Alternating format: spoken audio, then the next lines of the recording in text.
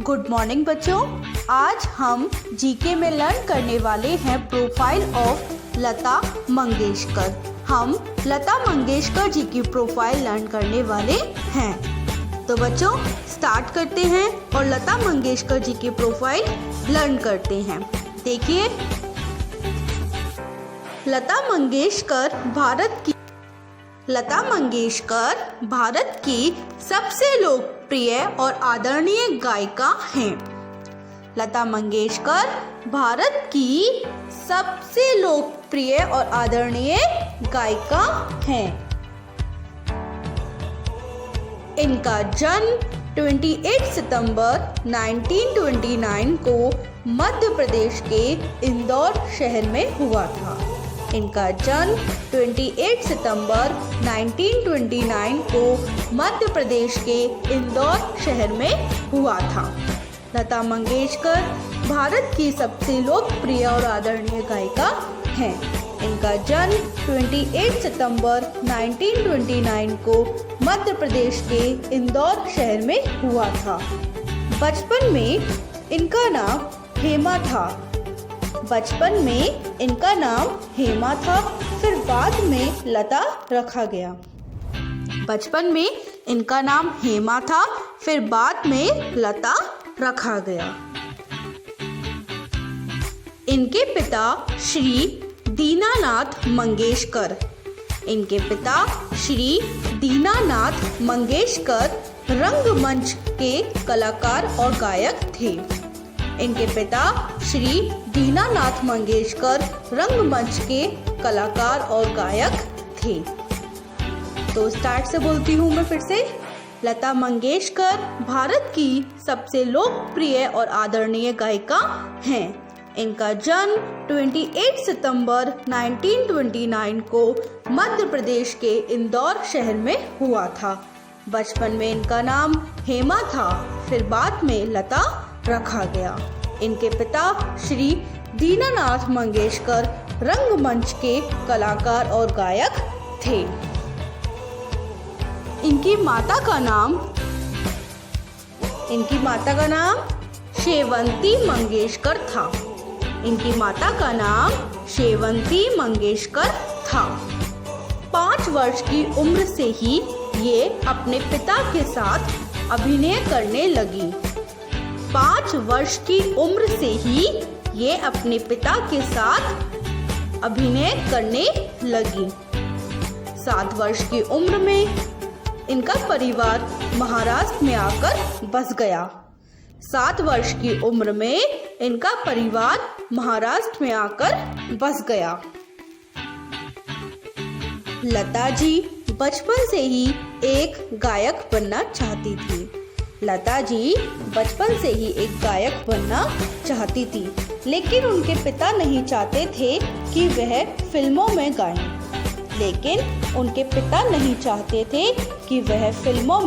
गाएं। पिता की असामयिक मृत्यु के बाद पैसों की समस्या के कारण इन्हें फिल्मों में अभिनय करना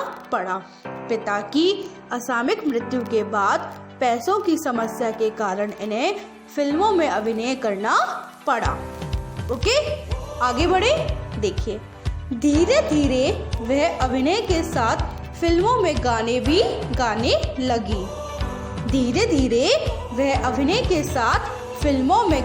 गाने लगी। ठीक, प्रारंभ में उनकी गायकी से उन्हें कोई खास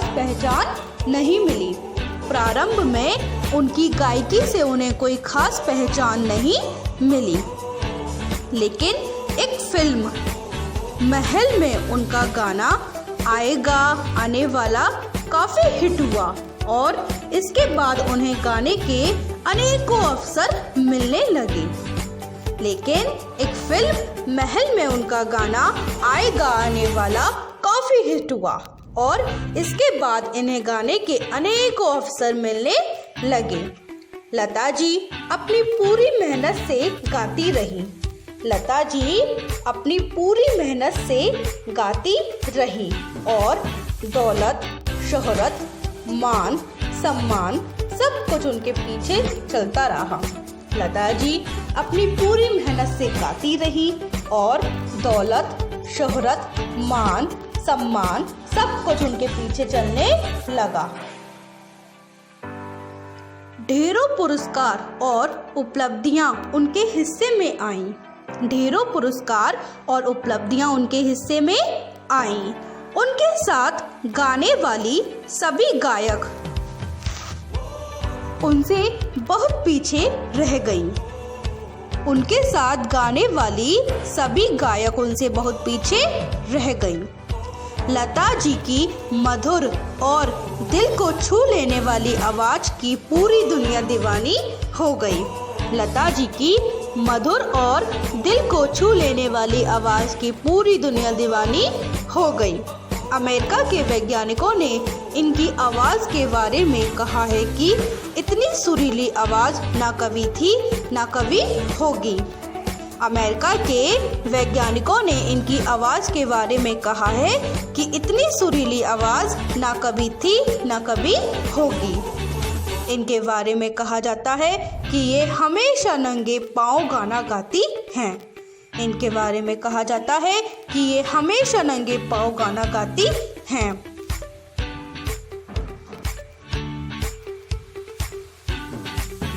इसी से गायन के प्रति इनकी श्रद्धा भाव का पता चल जाता है। इसी से गायन के प्रति इनकी श्रद्धा भाव का पता चल जाता है। स्वभाव से ये बेहद शांत और मृदुभाषी हैं। स्वभाव से ये बेहद शांत और मृदुभाषी हैं। लता जी अविवाहित हैं। लता जी अविवाहित हैं। भारत सरकार द्वारा इन्हें दादा साहेब फाल्के और भारत रत्न जैसे सर्वोच्च सम्मान से नवाजा जा चुका है।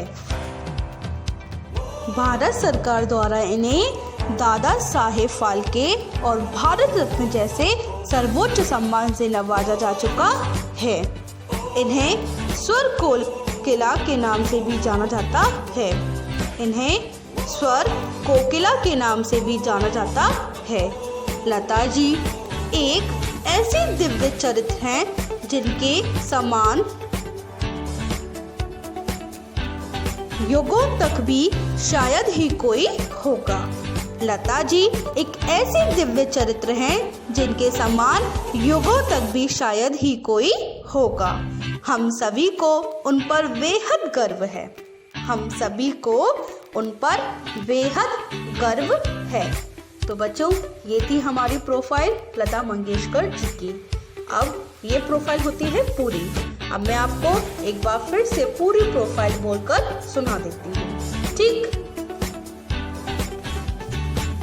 लता मंगेशकर भारत की सबसे लोकप्रिय और आदरणीय गायिका हैं।